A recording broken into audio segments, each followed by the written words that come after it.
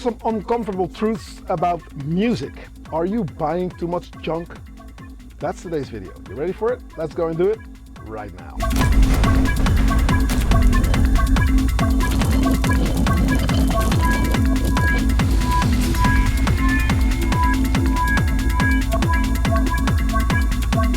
Hey, what's up, I'm Low Kitchen, and thank you for checking out yet another video. Now, if this is your first time here, don't hesitate to click subscribe and hit that notification bell. Whenever I upload a new video, you'll be kept in the loop and you'll not miss out on anything. Stick around till the end of this video. I will tell you all about the Kitchen Club this Saturday, which is tomorrow. If you're in Amsterdam, come and check it out.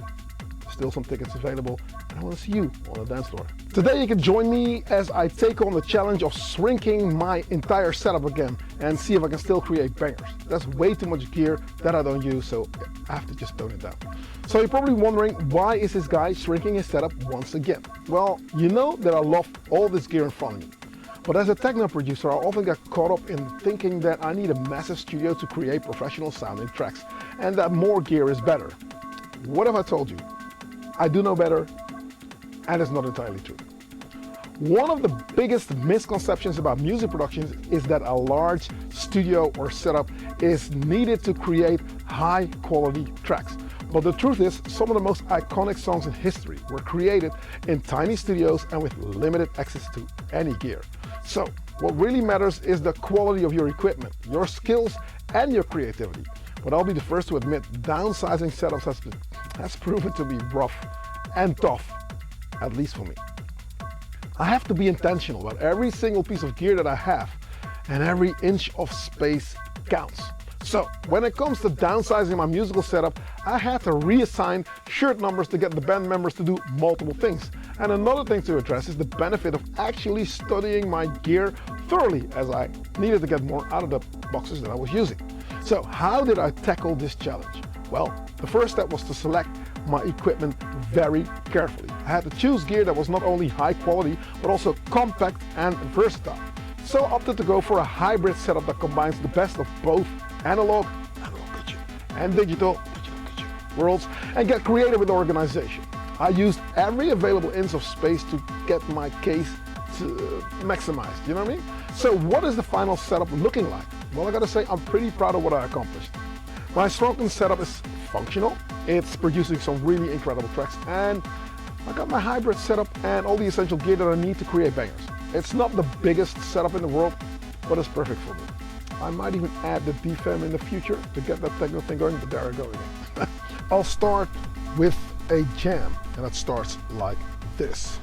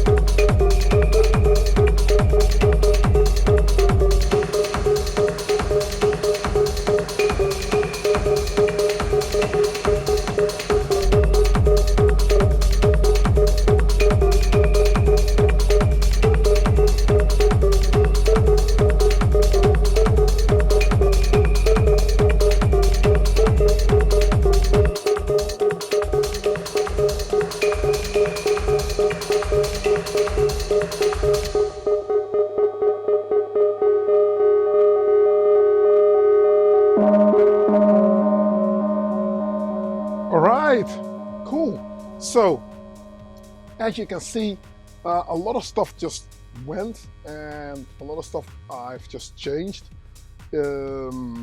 I wanted to simplify my workflow, and I've been talking about it for the longest time ever, and I've done it. So what actually happened is that I thought it was best to just look at what can I accomplish with less equipment. That's pretty much what it is. So what I've done is I went to my Octatrack here, and I decided that I wanted to do more stuff on here in terms of what is happening.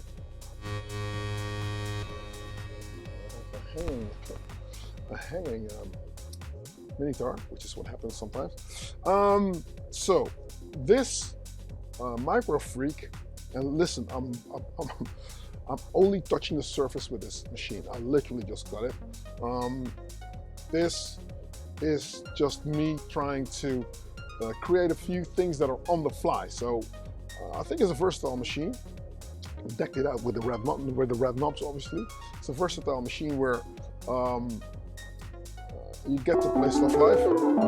It's easy to sound design. It's easy to use the matrix here, which is cool, and I really like it. So this, literally, what is going on in the MIDI department is that out of this Octatrack, this is the clock, obviously. So it's not to say that I'm not going to use the RK008 and the RK006 by distrokid. It's not to say that I'm not going to use it, but for now, I decided to really go a little bit even simpler in terms of where I wanted to go with this setup, right? So, yeah. So there is a DD7 delay that's connected to the mini-guitar. So it goes mini-guitar out into the DD500, sorry, delay, and out through the Strymon, and then that goes into the Octatrack, and that gets fed out of the stereo output. Now, why am I not sticking it directly on the desk? You might argue. I will when my own mixer is finished, which is like a few weeks out. Then I will definitely just stick it on there. But for now, when I'm using the crossfader, this also affects the mini-guitar. So if, for instance, I've got this going, this doesn't play right now.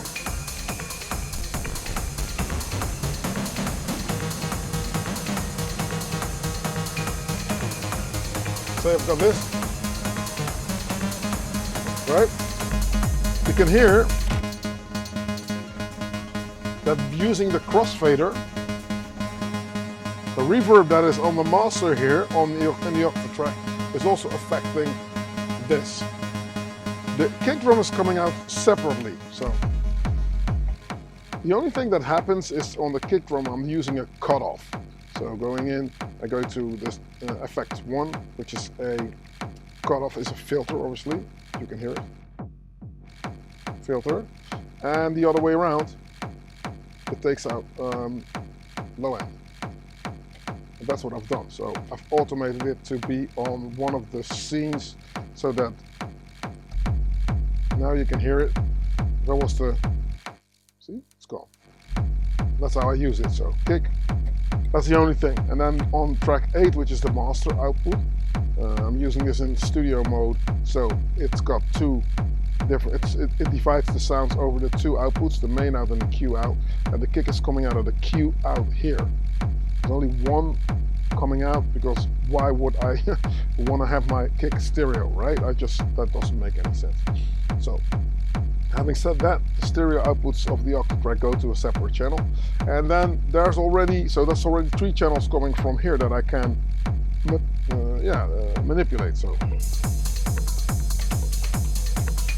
this is the rest of my Octatrack drums with the kick out, and that gets fed to a stereo channel here.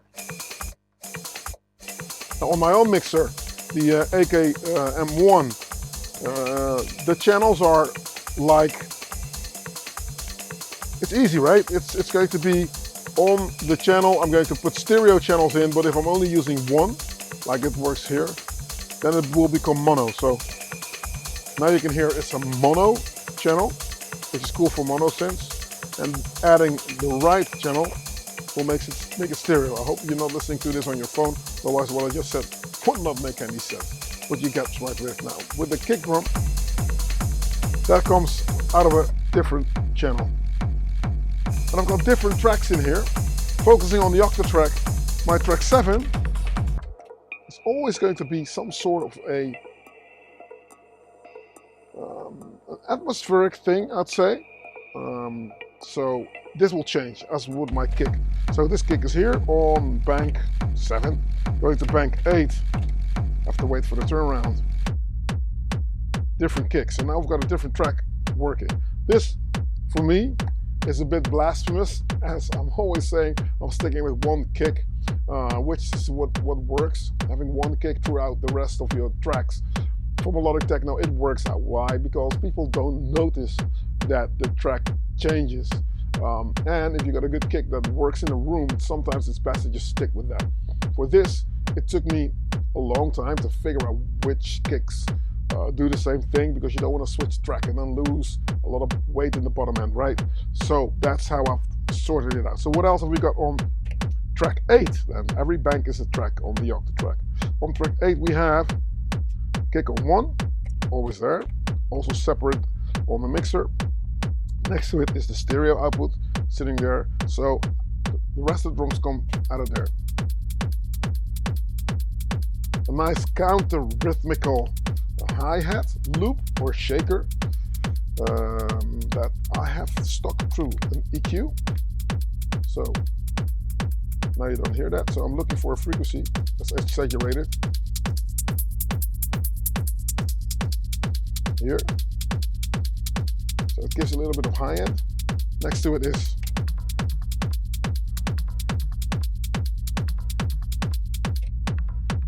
some sort of a percussion element, which is very quiet.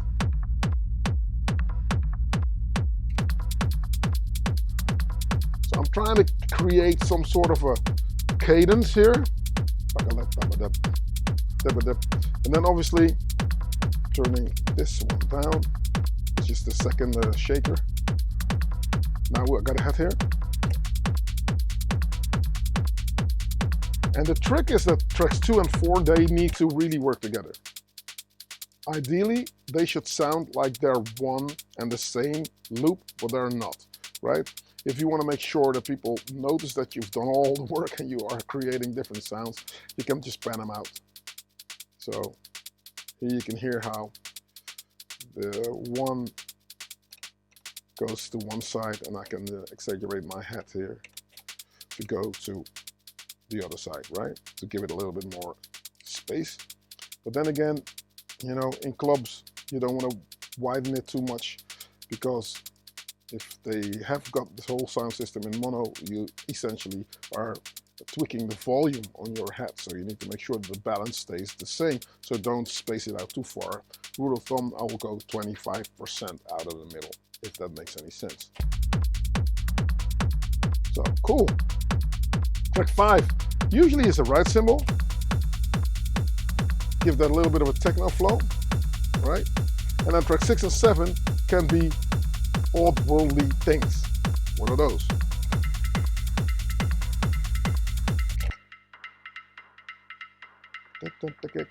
You know, so straightforward stuff, right?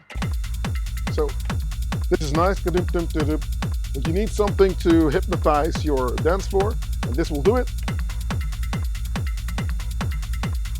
So you got a nice techno cadence going. So this coming out of the octa track. Now, why am I giving my octa track such a big task to just take care of?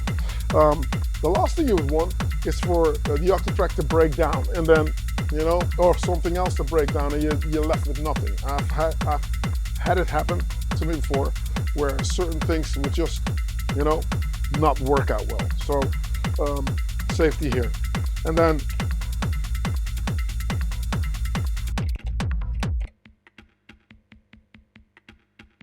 cadence, call and response here. Bum, bum, bum, bum, bum. Bum, bum. See, call and response on this. All right. Bum, bum. So I chopped that loop up.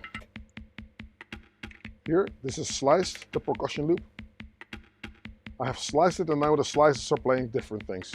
So if I was to go into this track, for instance, so I'll go out here, I'll go to slice, then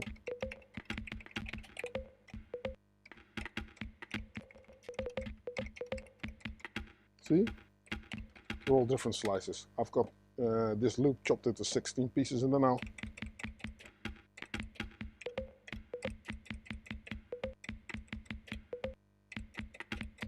So you just mess about until you get a sequence that suits you. Let's go back to quick mute mode, shift and up and down. Quick mute mode, easy for performing. Then I can, you know, play the whole thing or just select certain things. And then my MIDIs are over on the other side. So chop the octave track in half. These are the 8 audio tracks with 8 not being active, as this is now the master channel. So essentially I can use 7 tracks to create my track, create my song. Nice. You can even play chords with the Minitar. And this is on a weird measure, as you can hear. Ba-da-da, 1, 2, 3, 4, 5, 6, 7, 8, 9, 10, da-da-da. 1, 2, 3, 4, 5, 6, 7, 8, 10, 11. So every time it turns around at 12. Actually, because I've made sure that now if you are making a polyrhythm, you would not want this thing to constantly start again. So if we're doing 3 in this case, it means I will put the octave track instead of 64 steps into 48 steps, because that will align so that this thing will keep running indefinitely. Now, am I polymetric or am I polyrhythmical? You decide. I screw up all the time. That means that also my Minitar is also going to do something funky now.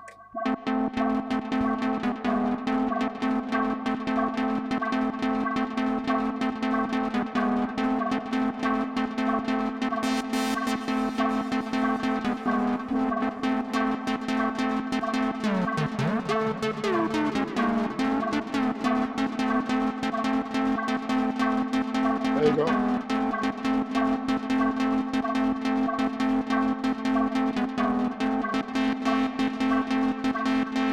So yeah, right? And delay and reverb. So dry, it would sound like this.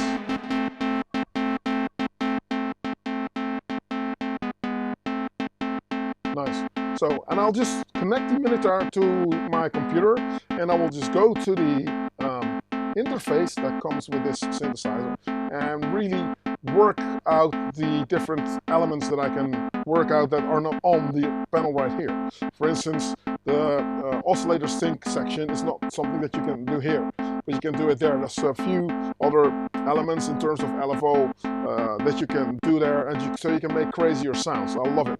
So again, if you're not using too many synthesizers, obviously it's going to be very important that you will now, first of all, master your synths more and get something going that is concise and does the trick. So every time the octave track switches to another bank, it sends out a program change for me to just go to a different sound that I have created on the Minitar, which is cool, right? Same goes for the Micro Freak. So these two work in tandem. How does this pan out with the beat then? Let's add a little bit more delay in there. Stereo delay, not too loud. And a little bit of... I will change it because I think that the delay and the reverb sound a bit the same. So I'll probably go and maybe use a plate. Nice, right? No pre-delay. Pretty much the decay open a little bit. 2 o'clock. And then add some delay in. And not make it too crazy, because it will smear your mix. It's like too much peanut butter everywhere. You don't want to do that. And then see how this pans out level-wise with the rest of your drums. So let's add them in. Ooh. You can imagine the train is leaving the station. Rest of drums.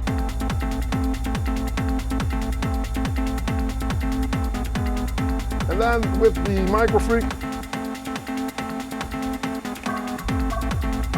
well, do not forget to dance, by the way. You know what I'm saying? Now that is pretty much my sort of like idea, and then I'll just build it up like a drop with just this mini tower. So select all the tracks that I'm going to take out. 9 would always be the first MIDI channel, and 10 would be the Micro Freak. So let's get out of there. See? Nice one.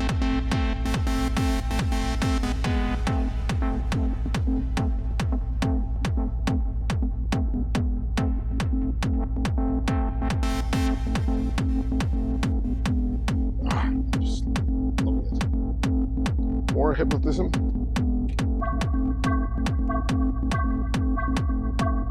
It's a little bit too much on the reverb, so I'm taking out reverb here. This is not aligned at all, so this is effect on and off, this pedal, or this switch, and this could help me out with the timing. So what I'm going to do is I'm going to go on a triplet, which means right? So check out. Can we do that? See, now I've got it on time.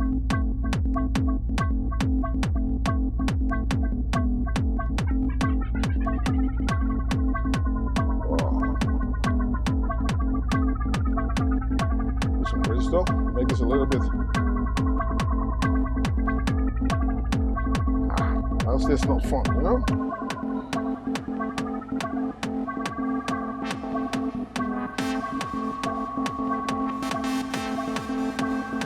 A little bit more feedback on. You space out your mix. Come again with the reverb on this.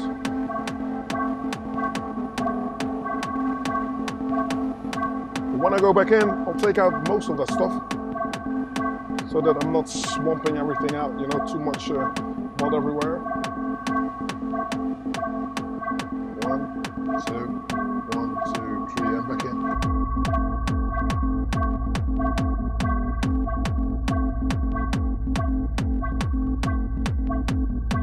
Nice. So yeah, and then easy peasy, pressing my drums in. Yep. Okay, well, I can go on forever, I think. But I do think that it makes sense, right? Now let me know in the comment section how you're working it, because I'm very keen to see what your setup is like. This to me now finally is a setup that I say like, okay, the case is handy, it works, but at the same time it's also